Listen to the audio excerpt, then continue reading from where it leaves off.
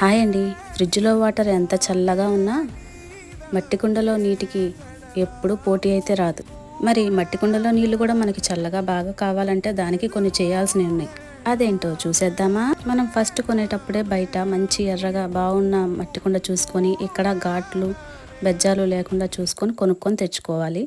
ఆ వెంటనే కుండ నిండా నీళ్లు పోసేసి ఒక 5-6 గంటలు అలా వదిలేయాలి. ఇలా ఎందుకు చేస్తారంటే కొత్త కుండ నీళ్ళు ఎక్కువ పీల్చుకుంటుంది కాబట్టి మనం ఫస్ట్గా వాటర్ పోసేస్తే అదంతా పీల్చేసుకుంటుంది. అందుకే మామూలు నీళ్ళు పోసి కొద్దిసేపు అలా వదిలేస్తారనమాట. తర్వాత పక్కింటి నుంచో ఎదురింటి నుంచో ఒక గుప్పెడు ఇసుక తెచ్చుకోండి. గుప్పెడు అంటే గుప్పెడు కాదు, కాస్త ఒక డిప్పడు చిన్న మీ దగ్గరే ఉంటే మరీ మంచిదని. నేనైతే బేసిన్కి చిన్న హోల్ ఉంది కాబట్టి నేను కింద ఒక పట్ట అయితే వేసుకున్నాను. ఆ బేసిన్లో ఇసుక పోసుకొని తడుపుకోవాలన్నమాట వాటర్తో.